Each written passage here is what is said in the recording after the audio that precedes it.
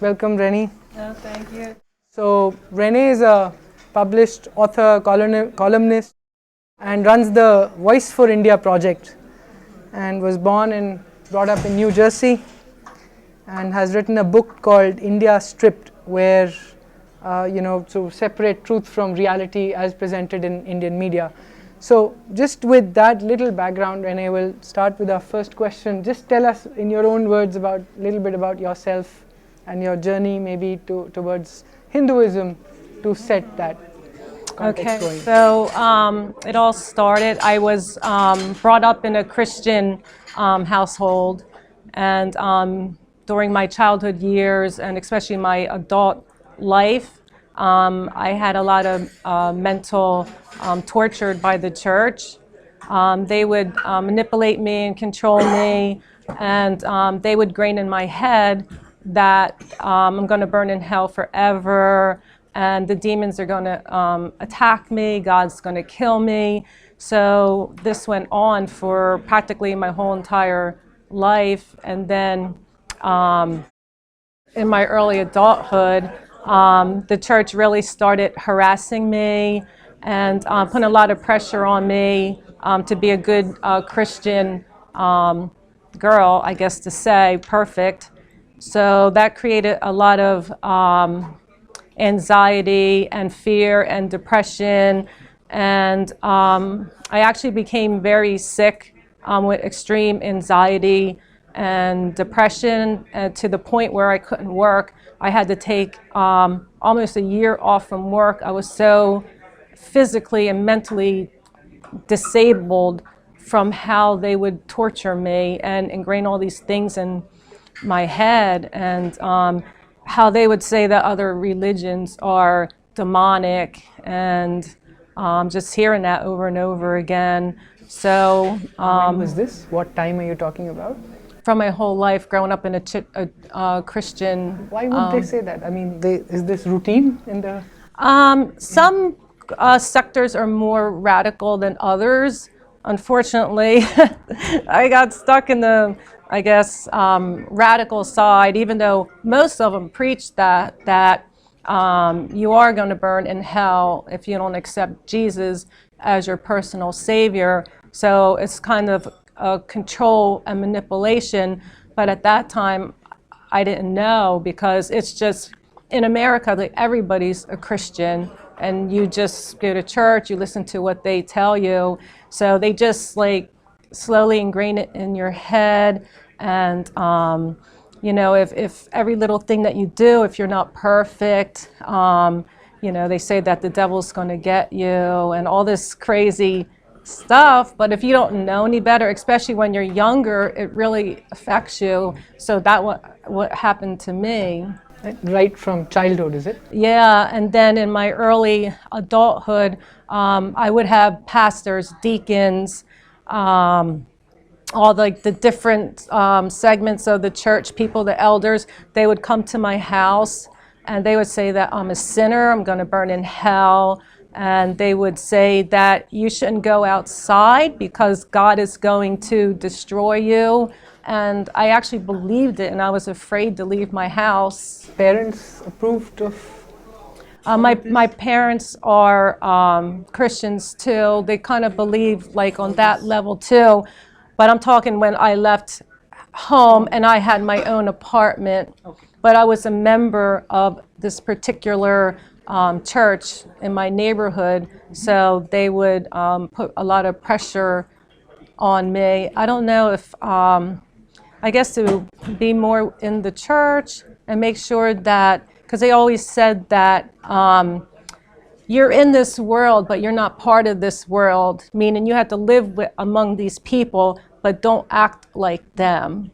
So it was kind of like that they ingrained in your head. So they would come to my house and they would scare the living daylights out of me and say that God was going to kill me, God was going to destroy me. So I was afraid to leave the house, to be honest with you. I mean, it was that bad. I lived in so much fear and anxiety. I couldn't work for a year. I had to go out on disability. I became so sick because I actually believed it, because it was like this since childhood, where they ingrain all these things in your head.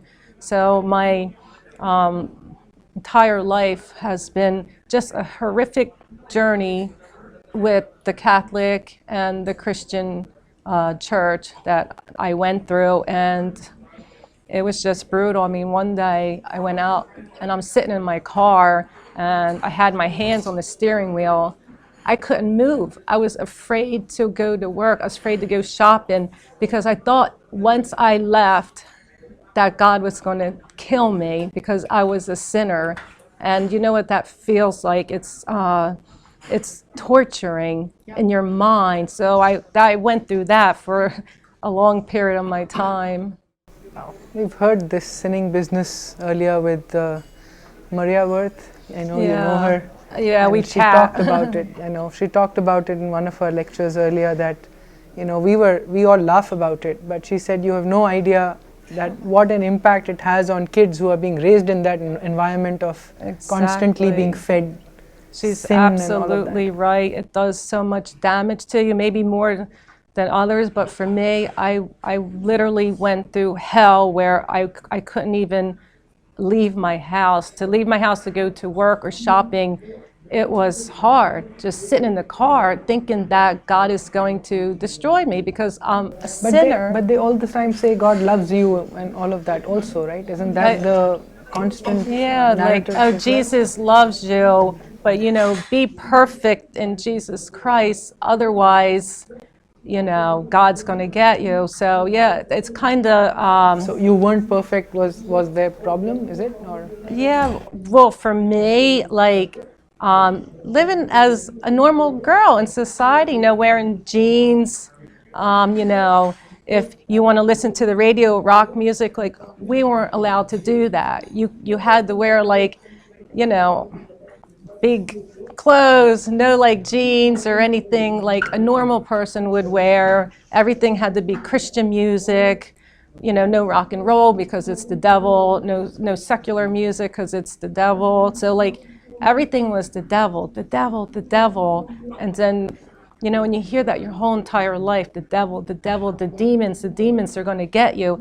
Like I was literally afraid to do anything because I thought I would open up the doors and the devil would come in and attack me, and I would have anxiety attacks and I would be crippled for hours. That's how powerful it was. And it might seem like to some people, especially growing up in India, because you don't have that type of religion teaching you, so it might be hard for them to grasp, but believe me, it's really powerful. It's just like kind of what like ISIS do to their people, and like Islam, how they slowly brainwash them and they believe it. So it was kind of like that, I guess to say, for me. And so how did it all change? What? Oh my God. This was the most, yeah, so miraculously, I live in New Jersey, and New Jersey has the highest concentration of Indians. So we have a lot of Indian restaurants and festivals.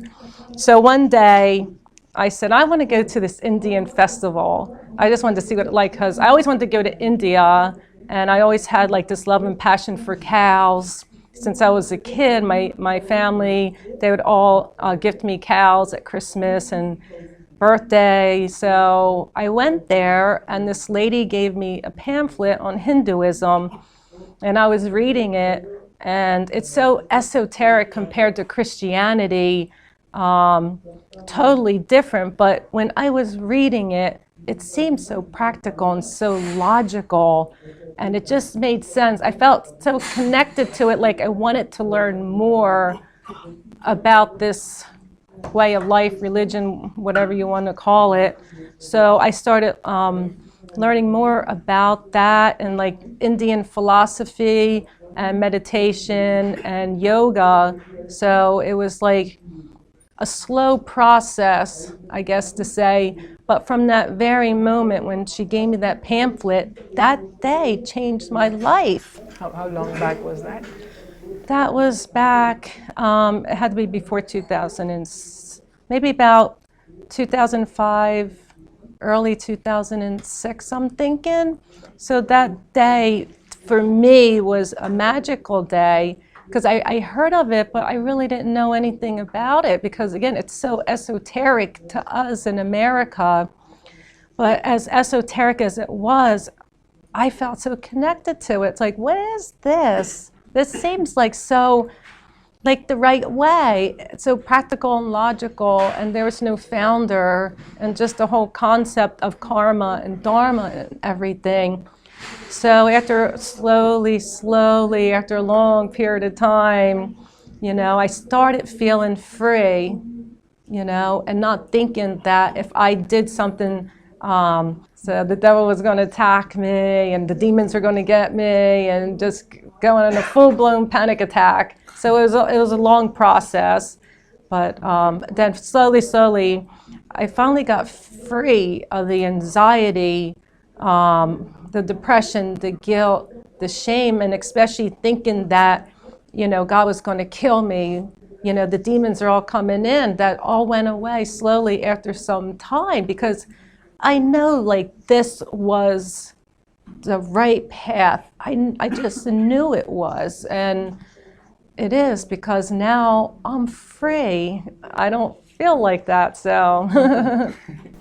Welcome. So, did you start learning yoga or meditation early on? Yeah, this might sound really stupid, but because the church would say that yoga meditation is demonic and it's evil. To don't do it because if you do it, you open up the doors for demons and the devils, and they're going to come inside of you. So when they tell you that, you believe it. So when I started learning about Hinduism, Indian philosophy, I wanted to do yoga meditation because it's great for you. So I would do a little, and then I would panic and get fearful, and then I would stop because I would think that, oh my God, I opened the door to the devil, it's demonic. And I'm like, no, I was at war with my mind. So then slowly, again, it was another. You were still battling while you were. Yeah, but then the next day I'll do it again because I knew, but I had to push out of my comfort zone, I guess, to say that, that's not true. So little. And then eventually it's like, just like, a slow process, like that all, it left, it went away, and now I am a yoga teacher in Edison, New Jersey at a wellness center. Yeah, so it was a long process and it was so difficult. I mean, it's hard for people to grasp that here, but it really is true. You really can be brainwashed like that, Which is why we wanted you here and talk a little bit about this, other than being a relief. There are many more who learn. And then I remember my pastor, he gave me this book. I believe his name was Derek Prince, and I still remember that till today. He said that people in India are very demonic. He said as soon as they come out of the birth womb, they're demonic and they're possessed by the devil, right? This was before I knew anything about India, coming here, Hinduism. And that struck me as weird, right? I'm like, that seems so prejudiced and such a hardcore statement. Now when I look back, I'm like, the Indian people are the kindest, most gentle, humble, hospitality people in the world. How can he make a statement like that and publish a book like that to put all this fear into people? There's a very popular pastor in Tamil Nadu who actually went on record just a few months back saying that India and Tamil Nadu is the last stronghold of the devil, and the temples are the place where he resides. This is recent. Like right I was now. saying that the temples are demonic. Yes, and they're satanic and Oh all yeah, of that. that's what. And I have. And he roams around free, actually. Yeah, the Christian friends here, they won't go into a Hindu temple because, like you said, they think that it's demonic and it's evil. So yeah, I didn't know how close Christianity here was to Christianity in the West with you're going to go to hell, you're going to burn in hell, and like I don't know if it's like that here in India as it is. Yeah, what is that?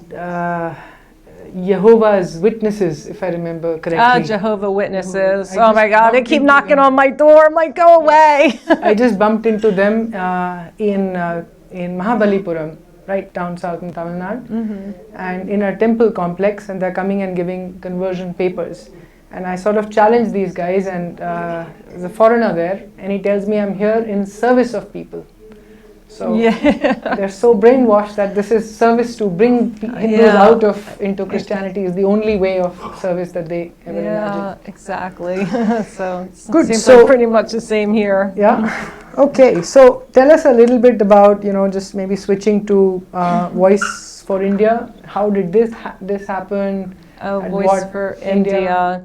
So I started a Facebook page in 2012 because coming to India, the international mainstream media and even the Indian media, they report all these fake reports, news, surveys, that they only want to show the light that India is dirty and negative and it's a dangerous country and it has a high rapes and all these other things. So I knew that that wasn't the truth. So that's when I did a lot of research in my personal experience, and I wrote a book, India Stripped, because the world needs to know, especially the Western people, that India is not like that. The media does it for their own political agenda. They want to try to brainwash the people and masses. That's why I read a lot of blogs and on YouTube, and I read the women saying, oh, I want to come to India, and you read comments, oh, you better not go there because you won't make it out alive, you're going to be raped, go somewhere else. So it was comments like that that drove me mad. So I had to write the book. I had to get the truth out about India and tell the world that India is not like that. It's all just media propaganda. So then I did a lot of research in my book, and come to find out, India has one of the lowest rapes ratio. Like America's like number 9, Norway and Sweden's like 1 in 3. So out of I believe 127 countries or 147, I can't really remember, India end up like 79, way on the list. So it's like, I don't really know so much in depth why they're doing that. I know over in America we have 6 big media channels, so they like to report what they want to report. So they're always showing India in a very negative, dark light, like everything's rapes and slums and Mumbai terrorist attack and things like that. So that's why I started Voice for India project. And also I support Hindu equality because Hindus are getting discriminated here, and I see that and I feel bad, and it's not fair. Like in this Subrahmanyam temple, what happened there, the Ram Birth Mandir temple, what happened there, and just like certain things that go on, how the government has control over Hindu temples, but not Christian or the churches or the mosque, I should say, but the Hindu temples. Like, where's the logic? That doesn't make sense. Why are Hindus targeted? How come there's not Hindu equality here when it's majority Hindus? To me, that doesn't make sense. So, and Bollywood, they make a mockery out of Hindus, and it's just really disgusting.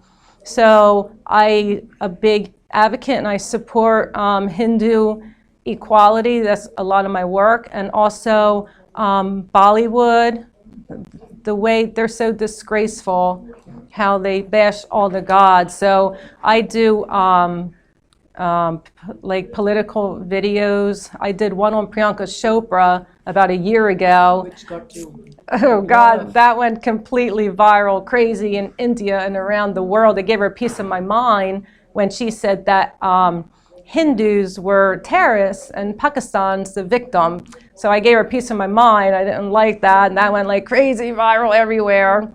And then after that, CNN had said, which really made me so angry, that India is the most dangerous country in the world for women, more than Pakistan, Syria, Afghanistan, and all these crazy countries that I could never go to, and I never been there. So I was like, that is not true at all. What is this? So I had to do another video to slam CNN, and that went viral too.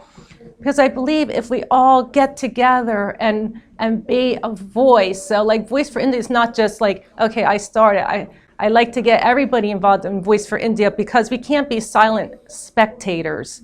We must all come together and raise our voices because our voices are powerful. The media is powerful. You see how powerful the media is, so we can be just as powerful as them if we all come together and raise our voice. And every time they say something negative about India or something, we come back and we show them the facts, the true facts about India, and keep slamming them back the true facts. Because if they keep slamming India and Hinduism with fake bad news, and we all sit around and we don't do anything, then, but if we all come together, right, in drones and slam them back with the good news, then our truth will get out there.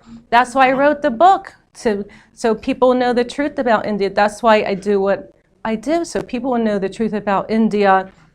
And a lot of people on my Twitter and Facebook, they said, you are such an inspiration, you encourage me, you motivate me. So by doing this, I'm encouraging thousands and thousands of Indians to stand up for your Hindu heritage, stand up for India. So I'm kind of like a motivational speaker, inspirational speaker to these people, because they tell me, oh, they're like, ma'am, you really inspire me. I want to go out and do this. You're really like educating me. So that's why I do what I do, to provoke Indians to don't be silent spectators no more. Let's all get together. Yeah, we people, unfortunately, good or bad, I think there is a lot of tendency to when people from the West come and tell us something about ourselves, we tend to listen a lot more, which is a sad thing in some ways, right?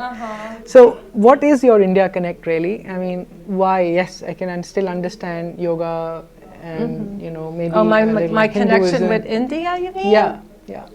Well, my first visit to India was in January 2009, and I was just blown away with the people, the hospitality, how they do the namaste gesture, how they touch your feet. Like, you don't see that in other countries. You just don't see it. It has such a meaningful, like, deep symbolic thing to it. And just like, I like the whole atmosphere. I've never in my entire life met the nicest bunch of people. I mean, you Indians are the best. I seriously mean that. I've traveled all over the world. I've never seen people in India with the hospitality, and they're so humble. So it's like just a bunch of different things that really struck me. And another thing was the cow, because like, cow's holy, but in America we're just like, let's take this cow and butcher it up and eat it for meat. But then when I was learning, it's like, wow, cow's holy. When she walks across the street, traffic stops, let the holy cow goes by. So I'm like, oh my God, this is amazing. So it was like gestures like that. And in wintertime, strangers are putting coats on dogs on the street. So it's like one big, happy conglomerate of people and dogs and cows and everywhere. People are looking out for each other. You don't see chaos. that. It's what? It's called chaos. Calm chaos, I guess. So since then you've been to India 23rd time now, like, Yeah, that's almost this is my twice a year. 23rd time. Like, yeah, so twice a year you. Yeah, I come okay. twice a year, because when I go back, I miss India so much. I start crying. Like, when I'm leaving, I cry at the airport, and what do they call the people that stamp your Immigration. yeah, they're like, why are you crying? I said, I don't want to go. He's like, yes, stay, madam, stay. I'm like, I can't, I got to go home. So I just like cry all the time. So I miss it so much. So I got to come back because, again, I feel like that umbilical cord is just stuck there for me. Like it seems like home to me. So that's why I'm coming back every twice a year because of that feeling that I feel like it's so home here, and I just like the environment, the people, the way, the whole like lifestyle here.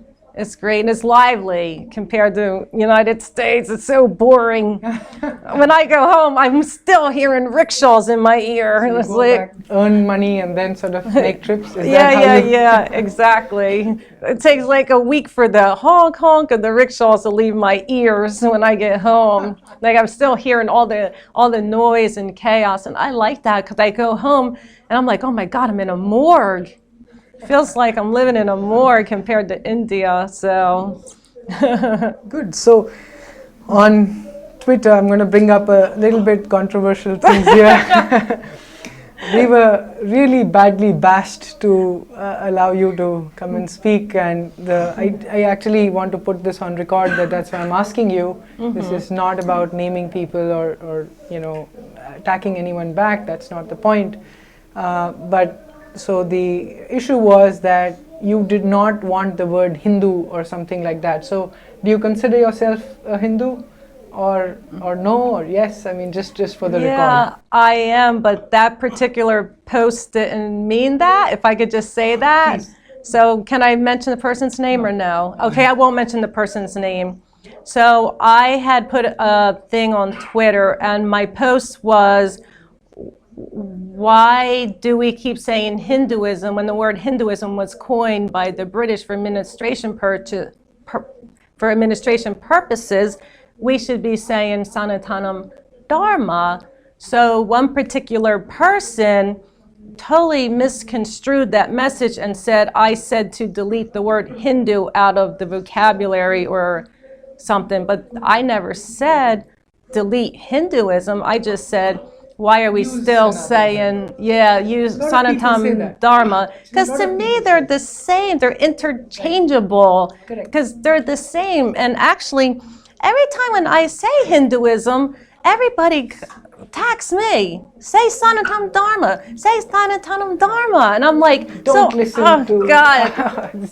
And these sides exist, right? There'll be some others who will also tell you that, oh, don't say Vedic Dharma, say Sanatan Dharma. The others will tell you, no, say Vedic Dharma. So there is a lot of confusion, and unfortunately... I know, even when I say India, they say Bharat. Bharat. Yes. So all this happens, right? So yeah, but just wanted this to sort of go on record so that there's some clarity about this. So, maybe one last topic, and then we'll sort of take this to conclusion, and, just a short interview to introduce you to the people and our viewers. So you'd mentioned that when you were working, there were some, you'd put a little Shiva statue when we were speaking earlier before this interview. Can you talk a little bit about that incident? Okay, so... Very interesting to at least also yeah, this is a really interesting one. You're really going to want to hear this because you don't hear this anywhere. So I'm a government employee, and I've been a government employee practically my whole life. So I had one really prestigious position that I had with senators and assemblymen. And so one day, it was Navratri festival, I believe it was, and I put a Lord Shiva statue on my desk. So some of my colleagues were saying that, that thing is putting curses on people. You're putting curses on me. What is that? So it started this big thing with management and the directors. So they had called me into a meeting, and I think I might have said that was Lord Shiva because they Googled Lord Shiva. It was a Google, like when you Google like a god, you get like all kinds of things. So I told him that it was Lord Shiva, and I had to explain to a bunch of managers and directors, and they publicly humiliated me. I tried to make it simple to them because they didn't really know Hinduism, I'm thinking. So I told them it's kind of like the Trinity, you know, how Jesus is to Christianity, Shiva is to Hinduism. He's not putting curses on people. You know, I said I worship Lord Shiva, so they had a fit. They said, I want you to go to your desk, take your Lord Shiva off your desk, and never bring it back in this office as long as you live. So then I turned around and I said, really? I said, then I don't want to see Mother Mary, Lord Jesus, or Buddha on any other desk. If I can't have Shiva on my desk, then they can't have the right to have their gods on their desk. So that put me in a lot of stress. And in America, like certain occasions, we go out to eat. So I'm a Hindu, I don't eat beef, but I'm a vegetarian anyway. So I would say I don't want to go to no steak houses. And they would laugh at me and make fun of me. They would bring in cows and make a mockery out of me just to like kind of upset me. So it got really out of hand, and I was being harassed for being a Hindu. I was being harassed for being a vegetarian. So it came to a point I couldn't work anymore. I had to go out on disability. So I end up getting a lawyer, and my lawyer says, you have a really good case. He says, we're going to get them on two, I don't know the legal term, two things of religious discrimination and wrongful termination. So I never went back to that position. And I'm happy to tell you that because of Lord Shiva, I ended up winning the lawsuit.